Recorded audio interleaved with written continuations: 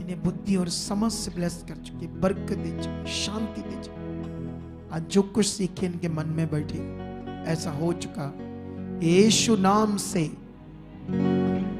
आमीन, हालेलुया।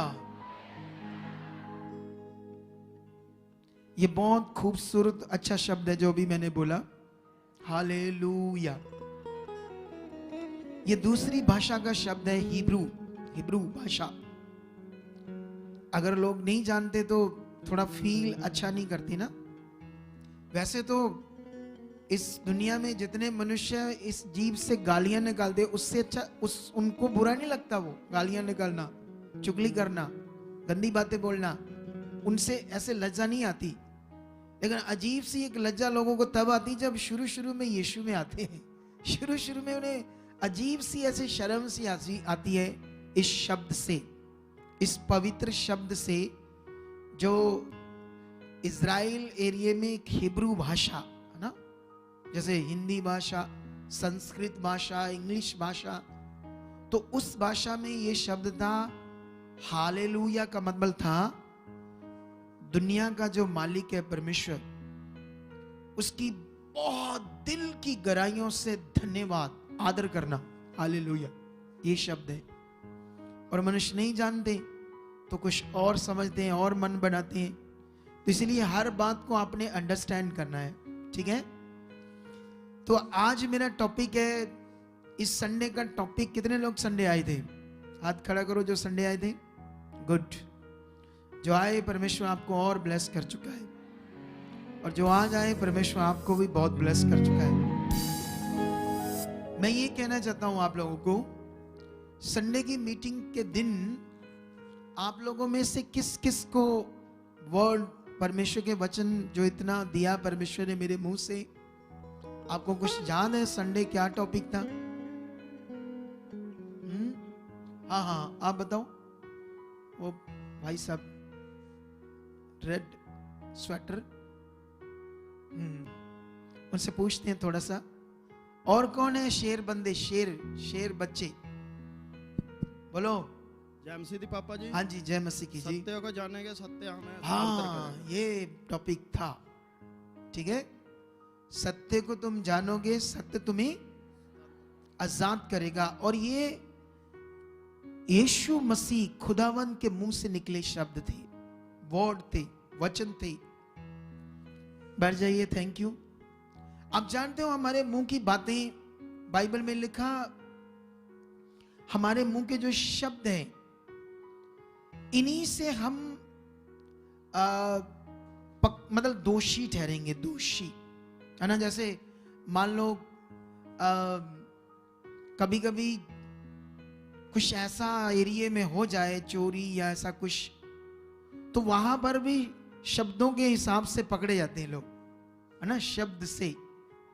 कई बार कई लोग अपने शब्दों के कारण पकड़े जाते हैं, या शब्दों के कारण झगड़ा हो जाता है, या शब्दों के कारण धर्मी ठहरते हैं। मुंह के शब्दों का एक बहुत बड़ा प्रभाव है।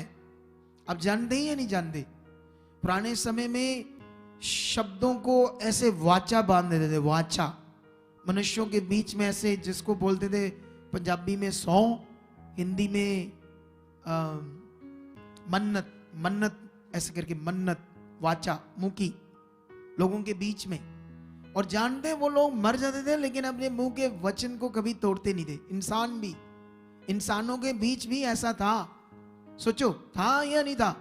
लेकिन अभी इस दुनिया में तो चेंज हो गया। एक मिनट में बंदे मुकर जाते हैं, यस करते, हाँ जी हाँ जी, अगले दिन कितने तेनू मैं क्या, कदों क्या भाई, मैं तेनू भुलेखा लगा। क्यों जी? आजकल ऐसे है, ऐसी दुनिया बन गई है, सीधी सीधी बातें करके 2 मिनट में मुकर जाती है। ऐसे है आजकल इंसान। लेकिन पुराने समय में ऐसे नहीं था। लेकिन सोचो, यीशु मसीह के मुंह से निकले शब्द, प्रभु के मुंह से निकले शब्द, क्या कभी इधर उधर हो सकते? कभी भी नहीं। तो इसलिए यीशु मसीह ने कहा, सत्य को जानोगे, सत्य तुम्हें स्वतंत्र करेगा। इस पर मैंने कई चीजें समझाई थी, कई सारे पॉइंट बताए थे, कुछ आज भी बता सकता हूं। लेकिन आज का टॉपिक भी हम देखेंगे थंबनेल से, सत्य की पावर और मुंह के अंगीकार की पावर। आज इस टॉपिक को उसी के साथ कंबाइन करके आप लोगों को हम सिखाएंगे, ठीक है। इतना बड़ा ज्ञान देने वाली ये मिनिस्ट्री, और लोग क्या बोल देते हैं ना, कुछ भी इस मिनिस्ट्री के बारे में। वैसे जितना लोग बोलेंगे ना, मैं एक बात कर रहा था, मेरा भाई भी एक पास्टर है, तो उनसे मैं बात कर रहा था, उनकी वाइफ बैठी, मैं भी बैठा ना, तो क्या बात कर रहा था मैं कि इंग्लैंड में ना एक भाई से मेरे से बात हुई। वो पहले काफी सालों से यीशु मसीह में था, 12-13 सालों में हिंदू बंदा था, लेकिन यीशु मसीह में आ गया। वो बड़ा दुखी था, बीमार था, तो काफी उसको आराम मिला यीशु में आकर। लेकिन यीशु में जब आकर आराम मिला, तो शायद उस समय उसका विश्वास अच्छा था प्रभु पर, नया नया था तो मन अच्छा था प्रभु के लिए। लेकिन धीरे धीरे अगर हमारे पास सही से शिक्षा भी नहीं है, बिब्लिकल बाइबल का सही से ज्ञान भी नहीं है, तो धीरे धीरे इंसान आत्मा में नहीं चल पाता, परमेश्वर के साथ नहीं चल पाता अच्छे से, चाहे बना यीशु में रहे। लेकिन क्योंकि सही शिक्षा, सही ज्ञान से मनुष्य आत्मा से भरता है और आगे बढ़ता है और बहुत आगे तक जाता है। शायद उसके साथ ऐसा नहीं हुआ, जिसकी वजह से वो फिर हालातों में जा रहा था, दुष्ट आत्मा अटैक कर रहा था, कई चीजें हो रही थी उसके साथ गड़बड़। एक दिन हमारी मिनिस्ट्री की वीडियो मिली उसे, उसने देखना शुरू किया, मेरी शिक्षाओं को जो खुदाबंद ने देते हैं मेरे द्वारा, उन बातों को समझना शुरू किया। उसको बड़ी समझ आई। उसका फिर से पहले जैसे मन, जो 10 साल या 11 साल पहले मन था शुरू में, वैसा उसका मन बनने लगा फिर से। और एक बार हमारी टीम ने, उसने कहा खुदा के दास से मेरी बात कराओ, मेरी प्रार्थना कराओ। फिर मैंने एक बार ऑनलाइन उसकी प्रार्थना की, ले हैंड, ठीक है। उसमें दुष्ट आत्मा आया, फिर मैंने निकाला, फिर और चीजें समझाई, फिर काफी फर्क पड़ गया, उससे काफी आराम मिला।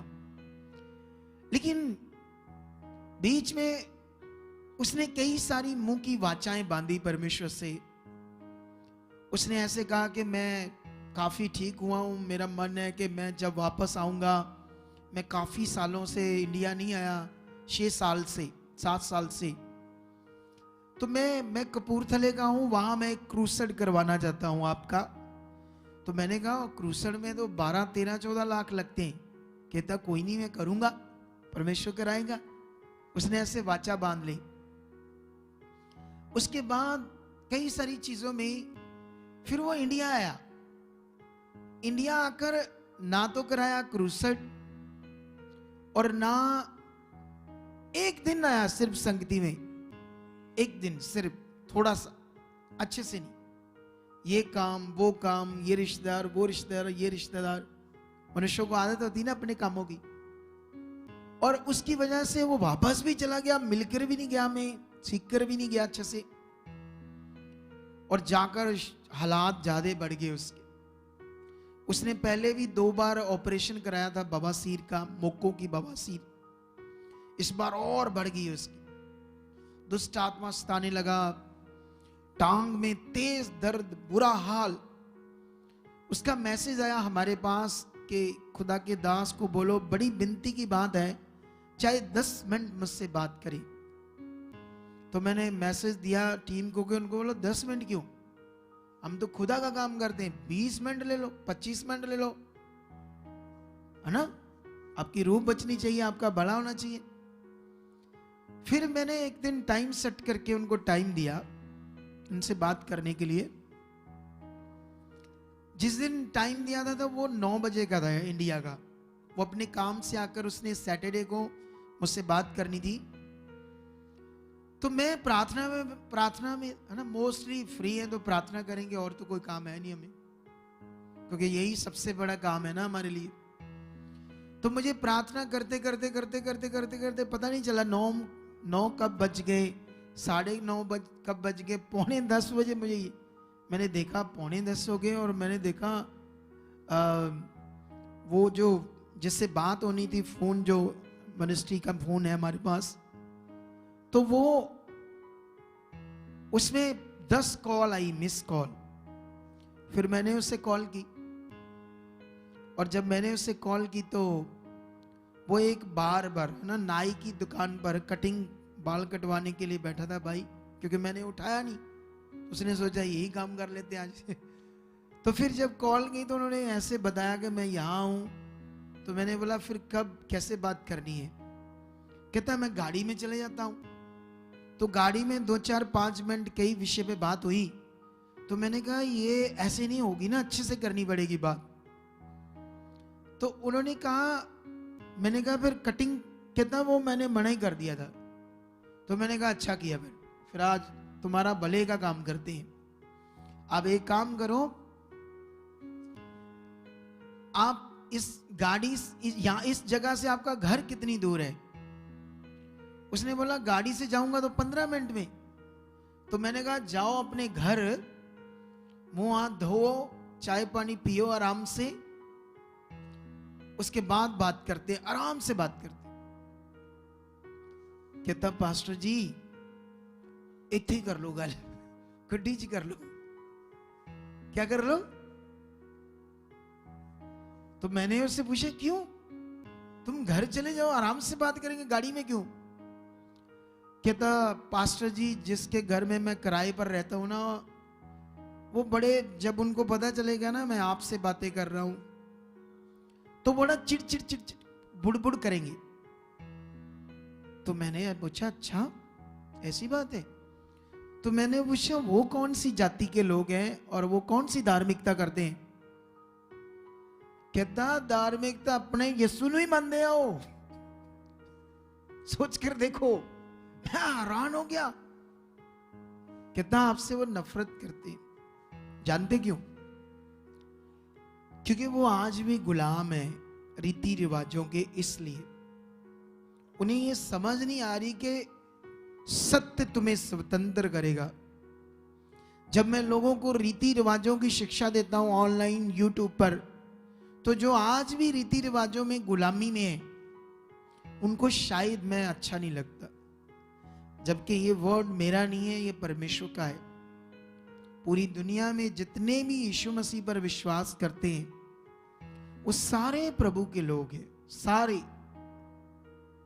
तो फिर सबको, बाइबल में तो लिखा था यीशु मसीह में जितनी दुनिया है वो सारी क्या होनी चाहिए थी? एक मन, एक चित्त, एक मनसा, एक ही इच्छा, एक ही बपतिस्मा, एक ही पवित्र आत्मा, एक ही हमारा विश्वास। लेकिन ऐसा नहीं है ना, क्योंकि मनुष्य के अपने अपने विचार हैं। लेकिन मनुष्यों के विचारों से, अपने सोचों से, अपने तरीके से कुछ मिलने वाला नहीं है। मिलेगा नियम से, जैसे खुदावंद ने ठहराया है। आमीन। कितने लोगों को बात समझ आ रही है? तुम दमदार जिंदगी जीना चाहते हो तो परमेश्वर के सत्य को पकड़ो। सत्य को, क्या है सत्य? तो मैं कुछ वर्ड्स आपको पढ़ाना चाहता हूं बाइबल में आप लोगों के लिए, ठीक है? ताकि हम कुछ चीजों को सीखकर और बढ़े आज आगे, ताकि परमेश्वर की इच्छा हमारे जीवन में बहुत बढ़े। क्योंकि आज मैं सत्य की पावर और सत्य का मुंह के अंगीकार की पावर के बारे में बताऊंगा। लेकिन इससे पहले मैं 2-3 वचन पढ़ाना चाहता हूं आपको, ज्यादा नहीं, 2-3। सबसे पहले मैं जाऊंगा गलातियों की पुस्तक में, ठीक है? आप लोग भी निकाल सकते हो। तो ये गलातियों की पुस्तक चैप्टर 2, ठीक है? 2 का 3 से लेकर 5 पढ़ेंगे। तो मैं पहले पढ़ देता हूं, फिर आप लोगों को समझाऊंगा इस वचन का मीनिंग क्या है। यहां पर लिखा, परंतु तीतस को भी जो मेरे साथ था और जो यूनानी है, खतना कराने के लिए विवश नहीं किया गया। ये उन झूठे भाइयों के कारण हुआ जो चोरी से घुस आते थे कि उस स्वतंत्रता का जो मसीह यीशु में हमें मिली है, भेद लेकर हमें दास बनाए। एक घड़ी भर उनके अधीन होना हमने ना माना, इसलिए कि सुसमाचार की सच्चाई तुम में बनी रहे। आमीन। तो इस दुनिया में प्रेरित पौल का परमेश्वर के राज्य में एक बहुत बड़ा मीनिंग है। प्रेरित पौल एक उसके द्वारा जो परमेश्वर ने हम तक अपने ज्ञान को दिया, उसी से समझ आएगी परमेश्वर की सच्चाई क्या है। आप तो जानते हो ना सारे प्रेरित पौल कौन है। आमीन। हाँ जी, कौन है प्रेरित पौल?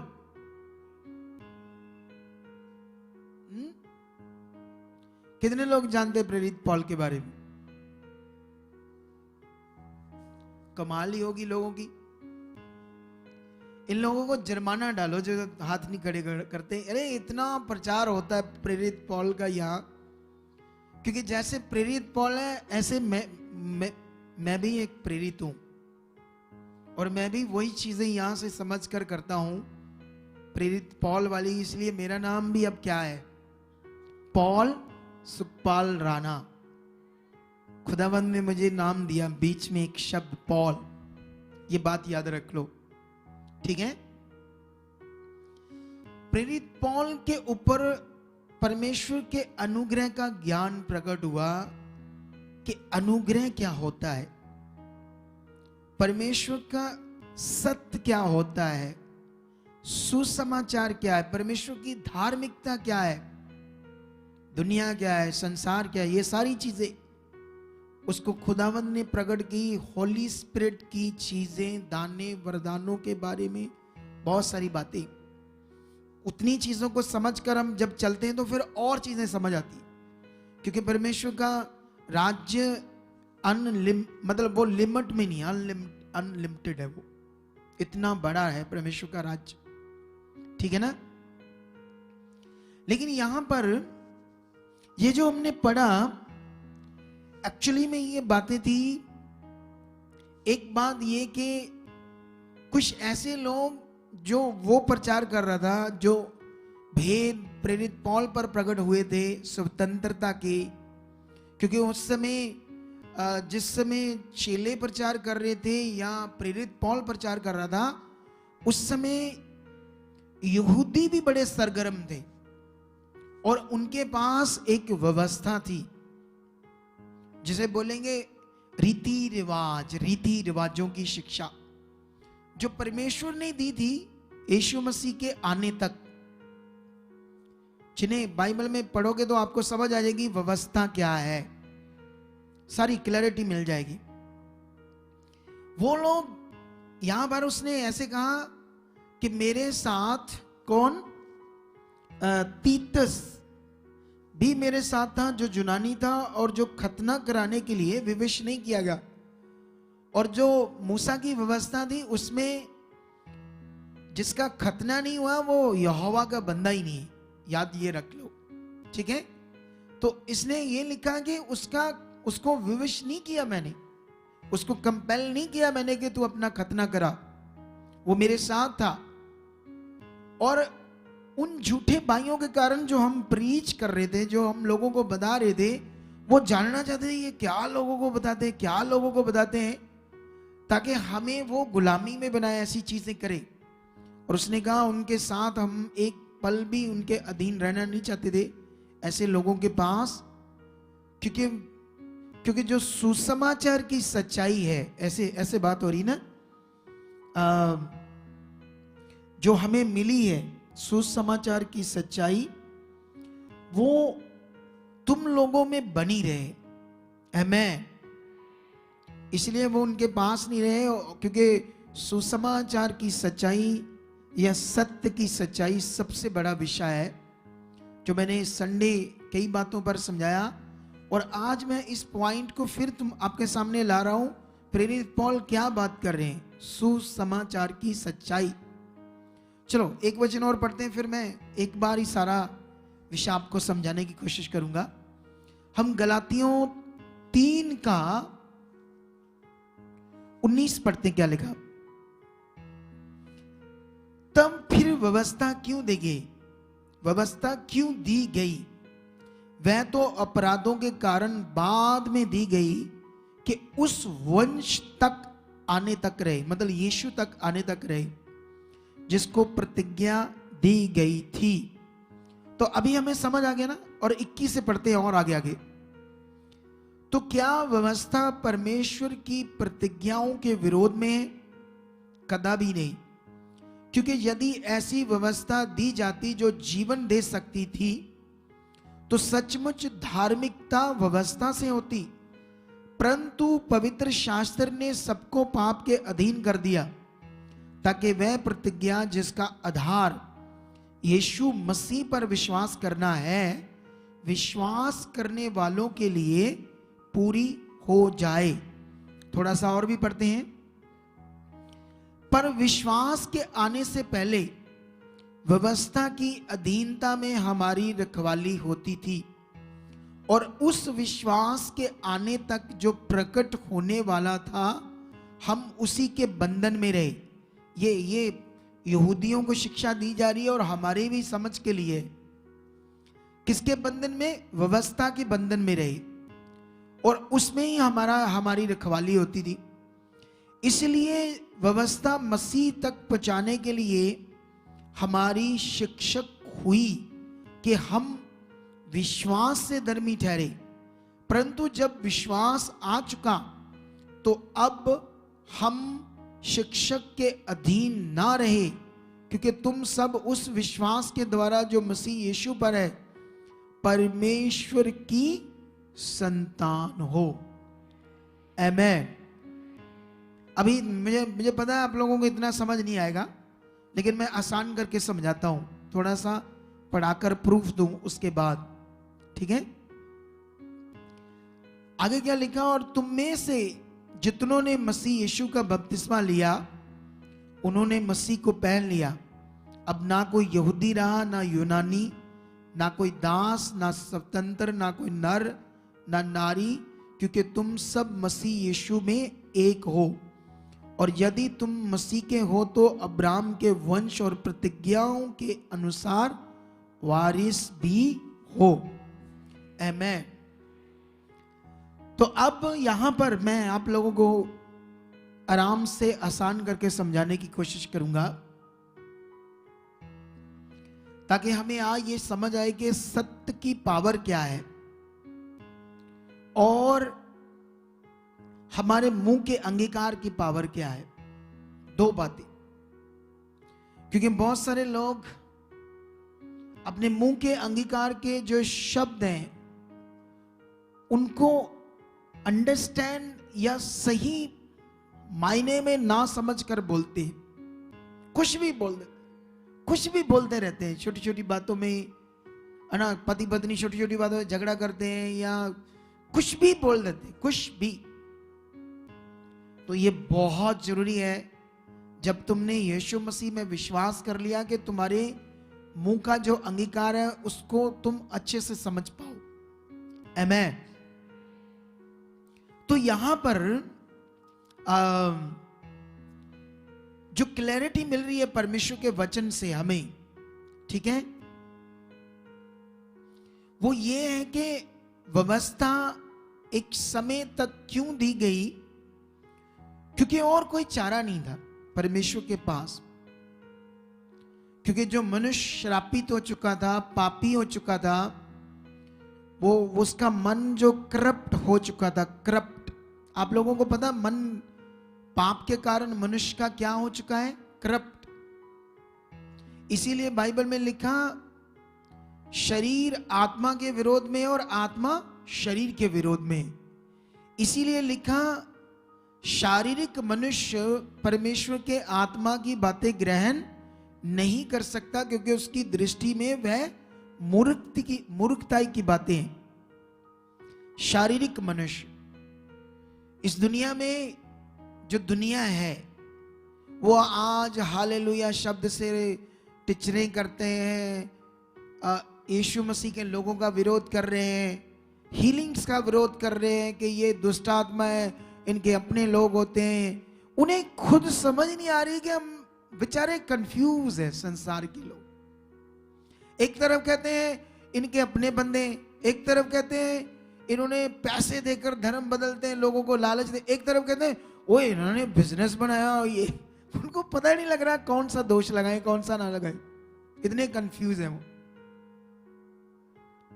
लेकिन यहां जितनी वो बातें करते हैं वो सारी फालतू है, बेबुनियाद है। जो कुछ हम प्रचार करते, जो हम गवाहियां देते, जो कुछ बोलते हैं वो सत्य है, सब कुछ। इसीलिए सत्य की पावर, इसीलिए सत्य को जानोगे और सत्य तुम्हें, सुनो होता क्या है, मैं ऐसे लोगों को मिला हूं जो बॉर्न क्रिश्चियन है। अब बॉर्न क्रिश्चियन है तो वो तो सत्य में, बताओ मुझे, तो फिर तो वो पूरे आजाद जिंदगी जीनी चाहिए ना, अच्छी जिंदगी जीनी चाहिए। लेकिन ऐसे होता नहीं। मैं ऐसे बॉर्न क्रिश्चियंस को मिला हूं जो परेशान है, दुखी है, हालातों में, रोगों में, बीमारियों में। कारण सत्य की जो पावर है उनके अंदर बैठी हुई नहीं है।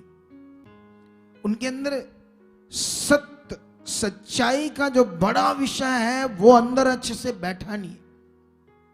सत्य की महानता उनके अंदर उजागर नहीं है, इसलिए ऐसा है। और जो भी यीशु मसीह में आएगा उसका वो नॉर्मली है तो वो बेस्ट जिंदगी नहीं जी सकता, अच्छी जिंदगी नहीं जी सकता। कितनों को समझ आ रही है बात? सबको आ रही है नहीं? तो सत्य क्या चीज है? सत्य क्या कोई मटेरियल है, मटेरियलिस्ट चीज है? नो। आज प्रभु के लोग बहुत सारी मटेरियलिस्ट चीजों से चंगाई लेना चाहते हैं, जबकि चंगाई मटेरियलिस्ट चीजों से नहीं मिलनी, वो मनुष्य की व्यवस्था है, मनुष्य की।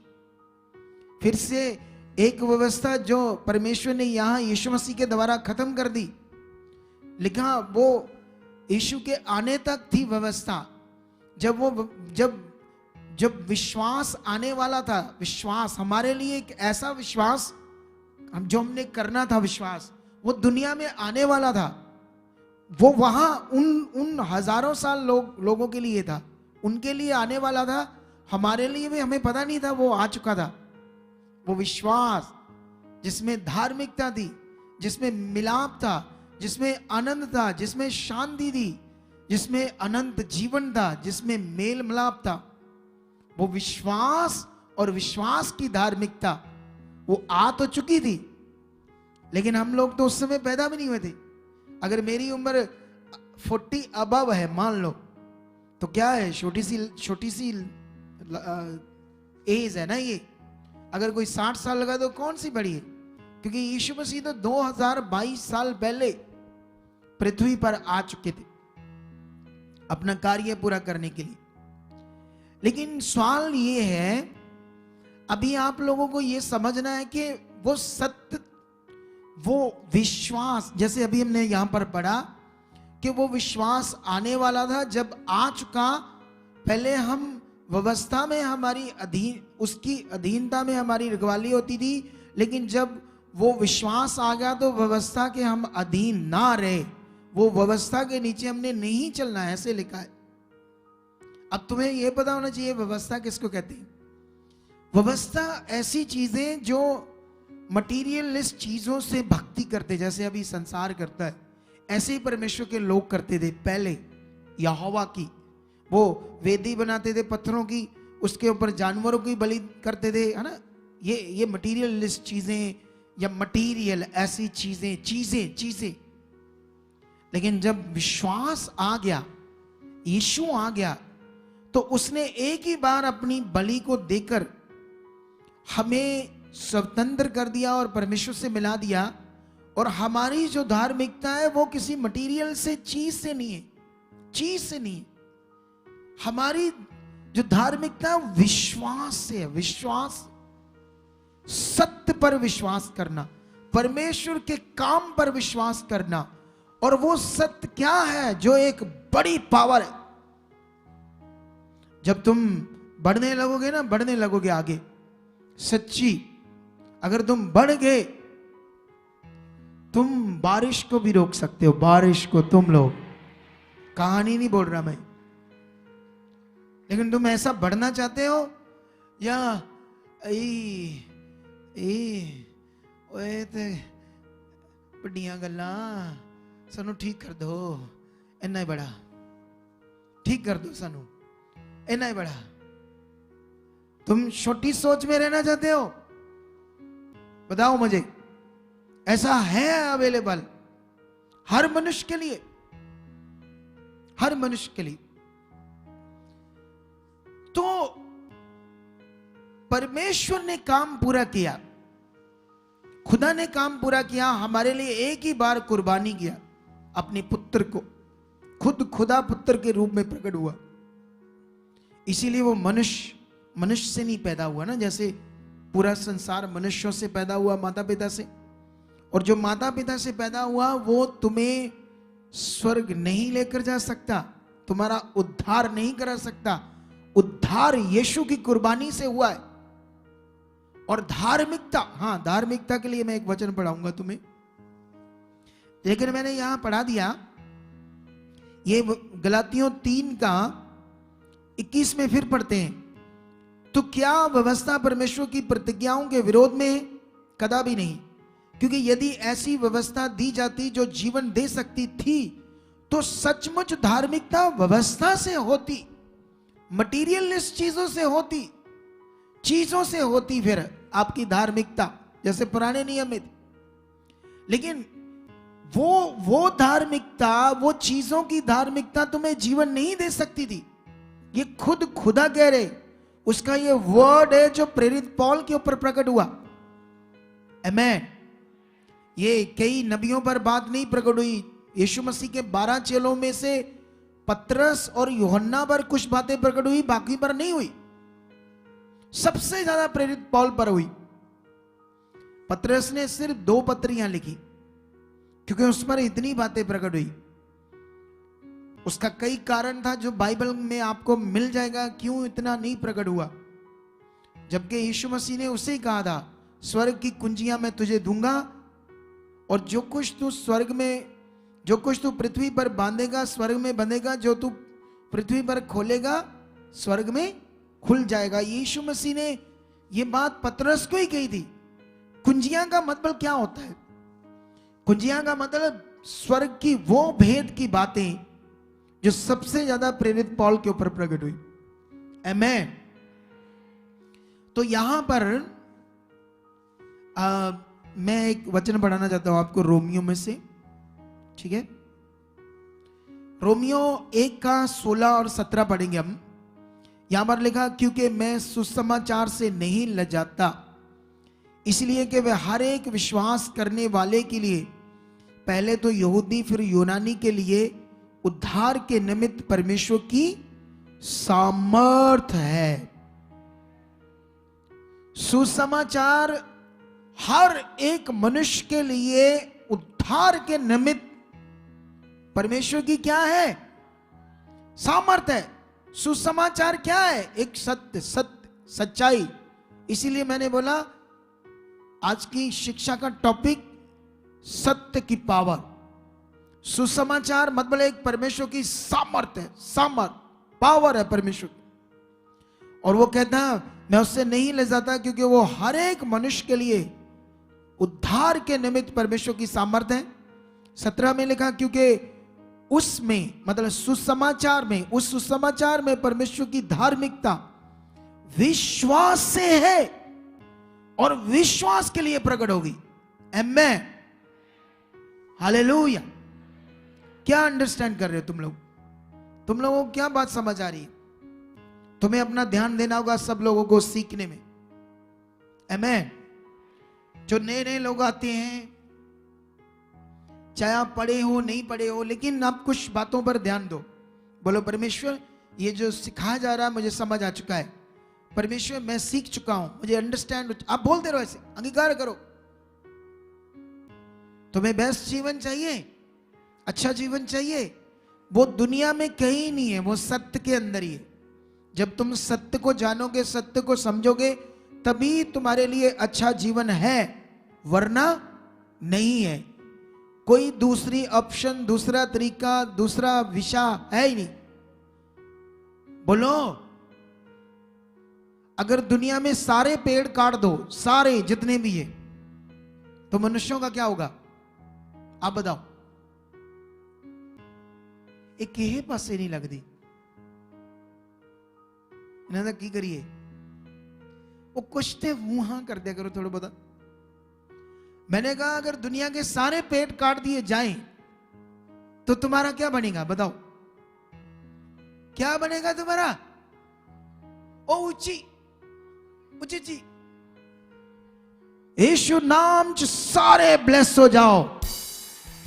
आवेला किने चला गई है, एक कमेंट च आमीन आमीन वे कितनी जल्दी निकलता इनके मुंह से।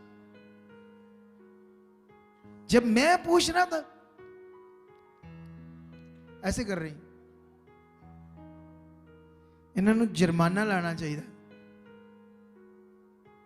अरे यही एक मिनिस्ट्री है जिसमें तुम पर बार बार वर्ड वो पता नहीं कैसे उसको किसी ने कह दिया और अब उसने मान लिया। कैसा मनुष्य, कभी खोलकर भी नहीं देखा हमारी मिनिस्ट्री में कि यहां सबसे ज्यादा वर्ड दिया जाता है, परमेश्वर का वचन सबसे ज्यादा लोगों की बुद्धि को खोला जाता है।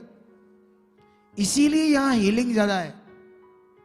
हीलिंग वहां ज्यादा होगी जहां वर्ड ज्यादा होगा, जहां लोगों की अंडरस्टैंडिंग ज्यादा होगी, वहां ज्यादा लोग हील होंगे, ज्यादा अच्छी जिंदगी, ज्यादा बरकत आएगी, ज्यादा चंगाई आएगी। आमीन। तो मैं ये बात कर रहा था, अगर सारे पेड़ काट दिए तो मनुष्य मर जाएंगे, क्योंकि ऑक्सीजन पेड़ों से आती है और पेड़ परमेश्वर ने बनाए, उनसे ऑक्सीजन बाहर आए, ये उसका कानून है, ये उसकी ताकत है। तो जैसे उसके नियम को पेड़ों से ही हमें मिलती है ऑक्सीजन, ऐसे याद रखो तुम्हारी जो धार्मिकता है वो विश्वास से है। विश्वास क्या चीज है आपका, आपको अंडरस्टैंड करना है। दुनिया में भी विश्वास है। लोग कहते अच्छा विश्वास ओ ते पावे पत्थर ते कर लो, फिर गल ते विश्वास दी है ना। नहीं, ये बात लोग बड़ी अज्ञानता में बोलते हैं, बहुत बड़ी अज्ञानता। कहते हैं अच्छा विश्वास कर लो चाहे पत्थर पे कर लो, गलत भी विश्वास दी है ना, विश्वास दी। लोगों को यह भी नहीं आज तक पता विश्वास होता क्या है, विश्वास करते क्या है, विश्वास का विषय क्या है। कई कई कहानियां हैं लोगों के पास, कहते हैं वो तन्ने जट ने पत्थर चौकी पालिया। कैसे भी? अच्छा मुझे ये बताओ, आपने डॉक्टर बनना है, डॉक्टर, कोई तस्वीर रखकर उसके आगे माथा टेकते रहो किसी भी धार्मिक मनुष्य की, क्या डॉक्टर बन जाओगे तुम? अरे कैसे बन जाओगे डॉक्टर? क्योंकि डॉक्टर बनना तो ज्ञान में है, ज्ञान में, प्रैक्टिकल एजुकेशन में। ऐसे ही पत्थरों में नहीं होता परमेश्वर, चीजों में नहीं होता, वो ज्ञान में, ज्ञान में है परमेश्वर। जब ज्ञान मिलेगा तुम्हें परमेश्वर समझ आ जाएगा और तुम परमेश्वर को पाओगे। आमीन। ज्ञान में है, ज्ञान में। ये बात याद रखो। तुम्हें अंडरस्टैंड करना है परमेश्वर क्या है। तो मैं ये पढ़ा रहा था तुम लोगों को, धार्मिकता विश्वास है और सुसमाचार परमेश्वर की सामर्थ्य है। सत्य, सुसमाचार क्या चीज है तुम्हें तो पता ना, सुसमाचार क्या है। सुसमाचार क्या है पूरी दुनिया के लिए? सुसमाचार, हिंदी का ये शब्द है सुसमाचार। इंग्लिश में इसको क्या बोलते हैं? Good news. पंजाबी च की बोलते हैं? बहुत चंगी खबर, तनु बहुत बरकत मिले। ना लो मेरा की जाना है, किसी साइड पर तो आओ हम लोग। जब मैं बरकत को आपको देता तब कहते, पहले एक बार कहते आमीन आमीन, तुझ में वो नहीं बोलना। अपने आप को खोलो परमेश्वर के लिए। क्या करो, अपने आप को ऐसे खोलो खोलो, कुछ एक आदत बना लो। आप आंसर देने की आदत बनाओ, चाहे गलत हो जाए, डोंट वरी, शर्माना नहीं, चाहे कुछ भी हो जाए, तुम आगे बढ़ जाओगे पक्का। जब तुम ऐसे रहोगे चुप चुप, कोई आंसर नहीं दोगे, तुम आगे नहीं बढ़ पाओगे। तुम्हें बोलना है, चाहे कुछ भी बोलो, चाहे आगे पीछे बोलो, चाहे तुम्हारा आंसर सही हो या ना हो, लेकिन आदत बनाओ बोलने की। खड़े हो जाओ, हाँ जी मैं बोलूंगा जी। तुम सच्ची ऐसा शुरू करोगे तो एक दिन सेवक बन सकते हो, अच्छा वाला। मैं ऐसे ही था, जब मैं चर्च में आ गया, कोई भी बात फटाफट बोलना, कई बार गलत हो जाती थी, कितनी बार मैं आंसर गलत देता, लेकिन आज देखो सेवक बन गया। तुम्हें ये ध्यान देना, तुम्हें अपने आप को खोलना है परमेश्वर के लिए। ऐसे दबा हुआ अपने आप को नहीं रखना, दबा कर नहीं रखना अपने आप को, खोलो परमेश्वर के सामने, परमेश्वर के लिए खोलो।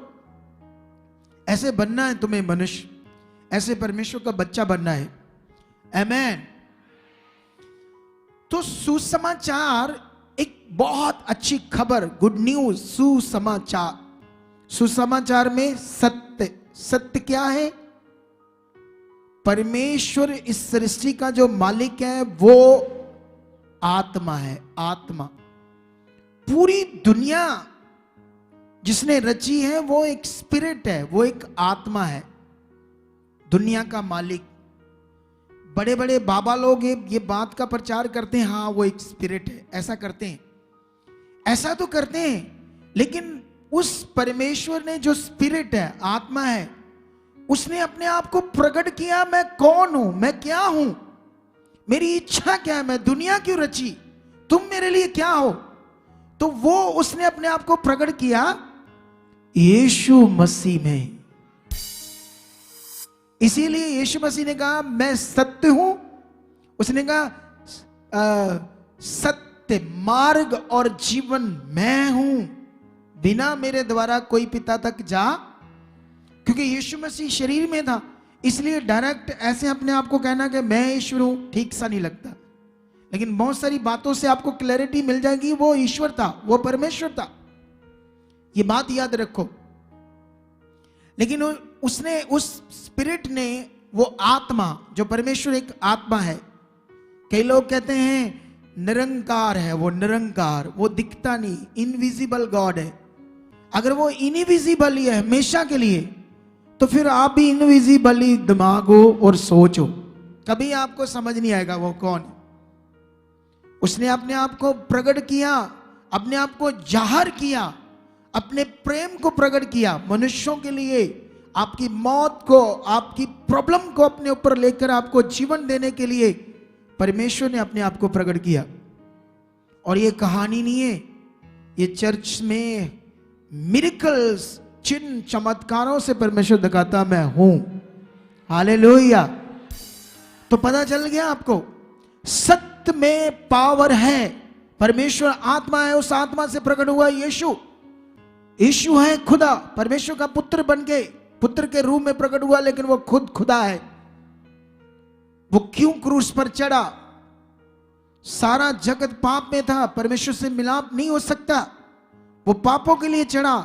इसीलिए मनुष्य, धर्म, जातियां, लोग क्या क्या कर रहे हैं इस दुनिया में, आपको पता है नहीं पता, सब कुछ हो रहा है, क्योंकि मनुष्य पापी है। लेकिन मनुष्य कुछ भी करके उद्धार नहीं पा सकता। क्योंकि एक वचन निकालो यहां से, हिंदी या पंजाबी की बुक में, 1 कुरिन्थियां 1:18, माइक दो किसी को, पढ़कर सुनाओ मुझे, जहां वहां से पढ़कर सुना दो जल्दी। 1 कुरिन्थियां 1:18 में क्या लिखा है?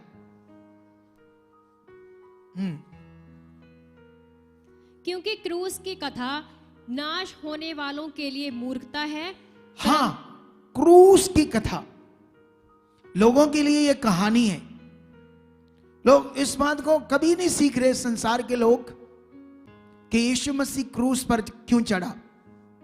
तुम्हें अंडरस्टैंड करना है, तुम्हें समझना। अगर समझ नहीं आया तो फिर तेल पानी ढूंढते रहोगे।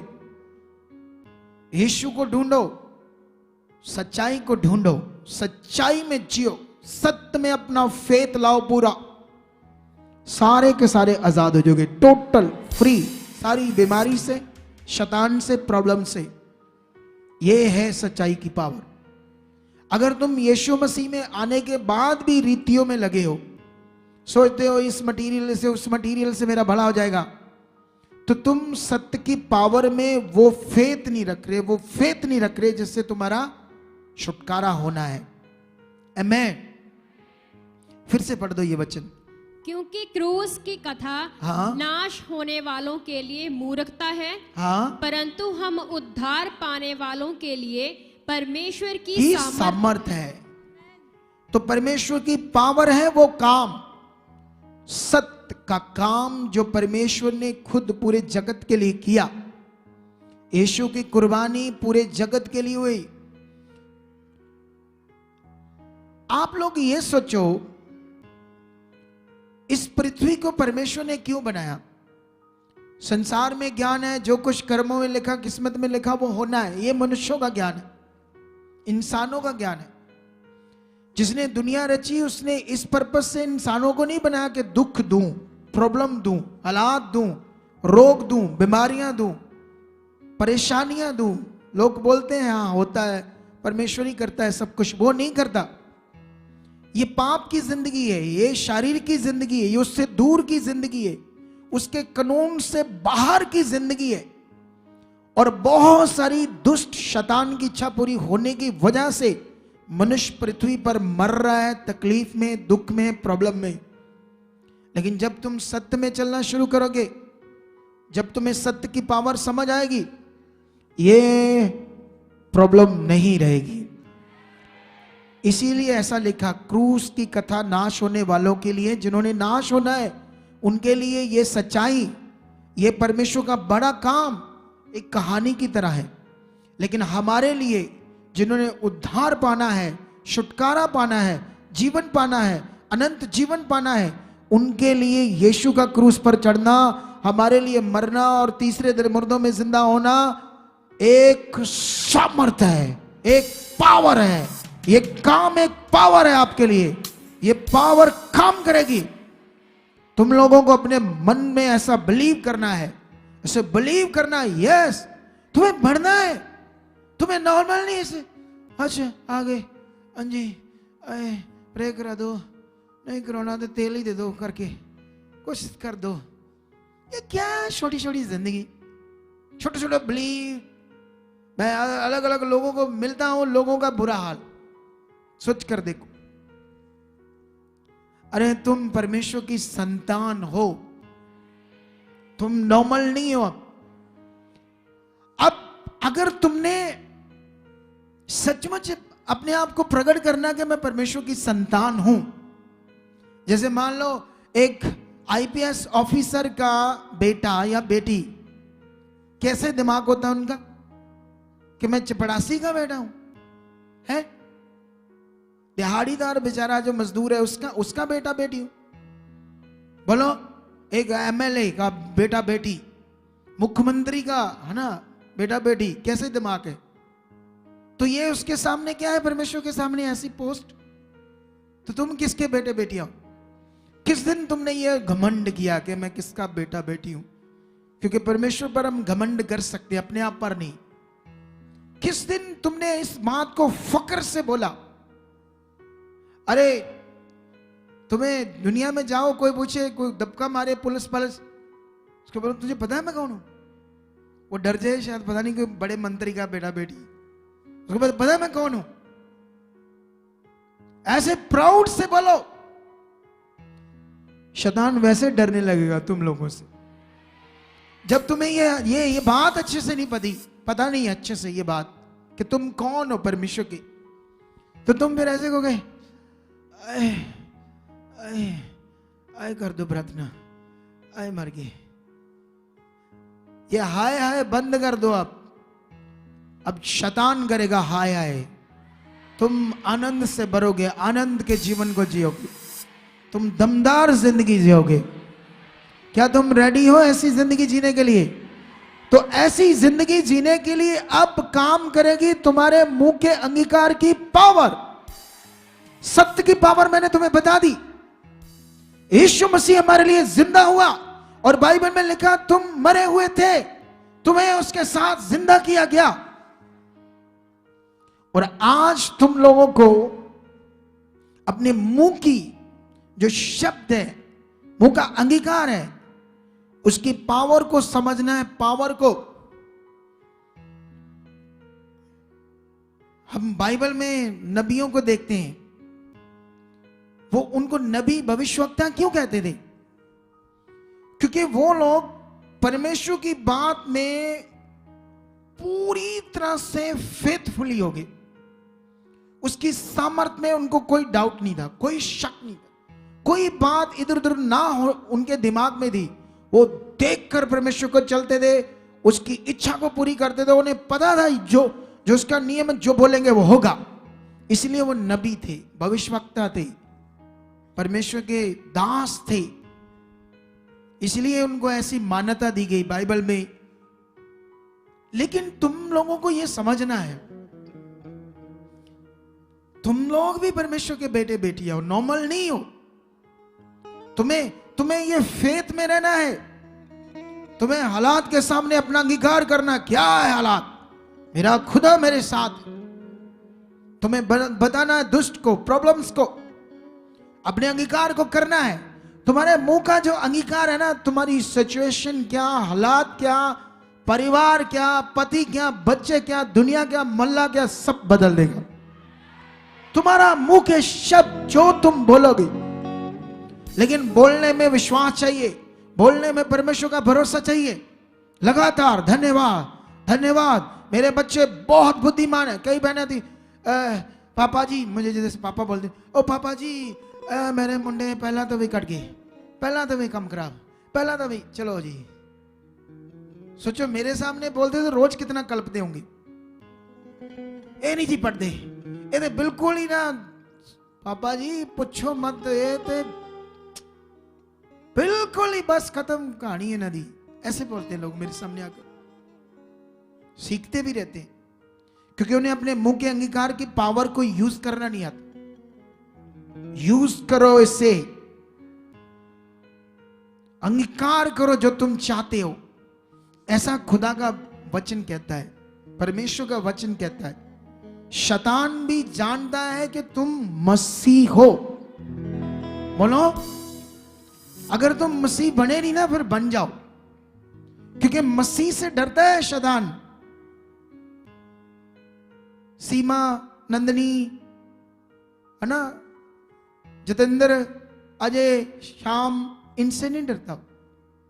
वो डरता मसीह से। जब तरी तुम्हारे अंदर मसीह का जीवन काम करेगा, शैतान दुष्ट डरता है उस जीवन से। तुम्हें वो बनना है, बनना है। ये कोई धर्म जाति का नाम नहीं है। मसीह जीवन का मतलब प्योर जीवन, खालस जीवन, पवित्र जीवन, जो सत्य पर चलता है, वो जीवन, वो जीवन, उस जीवन को बोलते हैं मसीह जीवन। यीशु मसीह पवित्र था, प्योर, उसमें पाप नहीं था। और बाइबल में लिखा जब तुम उसके साथ गाड़े गए, मारे गए और उसके साथ जिंदा किए गए। और अब ऐसे लिखा है जिसमें मसीह का आत्मा नहीं, वो उसका जन नहीं, परमेश्वर का जन नहीं।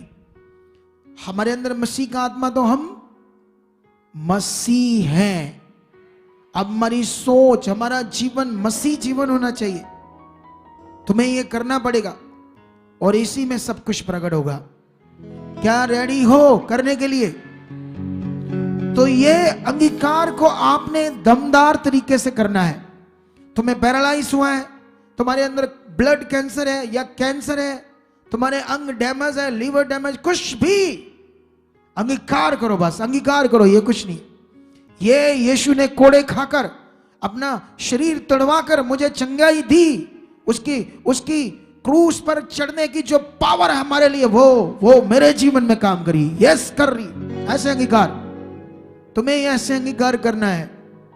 यहां पर कितने लोग अपने मुंह की पावर को यूज करके अपने जीवन में काम करना चाहते हैं?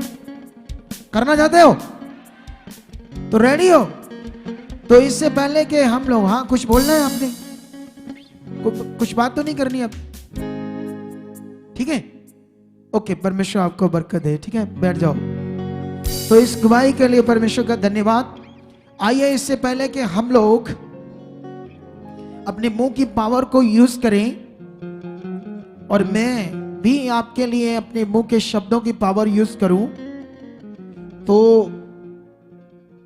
इससे पहले हम हालेलुया।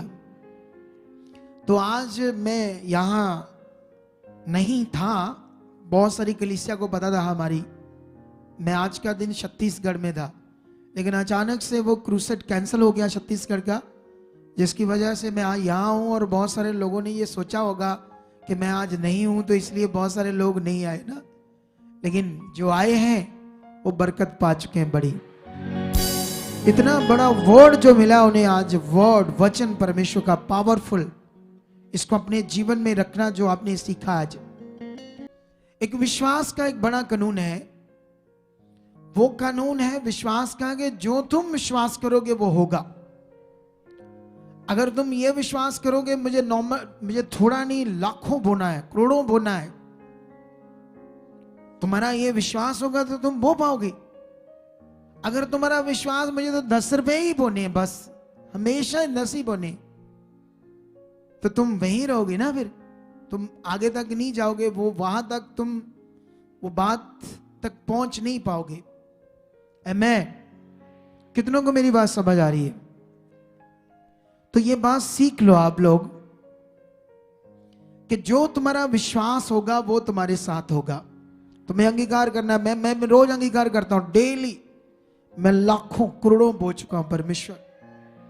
अब एक समय आएगा, देखना, मैं तुम्हें गवाही के साथ आऊंगा कि मैं इतना बोता हूं, परमेश्वर ने मुझे इतना बोने वाला बना दिया है। ये बात याद रख लेना, ये कहानी नहीं है। हमारा जो विश्वास है वो हमारे साथ होगा।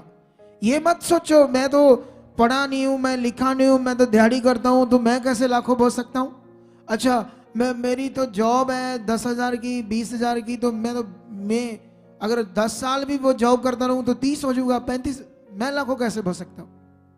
तुम छोटी सोच में हो, तुम्हारा विश्वास छोटा है। तुम्हें परमेश्वर के साथ ऐसे जीना जैसे तुम सीख रहे हो। Hallelujah, hallelujah. तो आज अपने मुंह की पावर को, मुंह के अंगीकार की पावर को तुम लोगों ने प्रकट करना है। Are you ready? तो खड़े जाओ अपने स्थानों पर।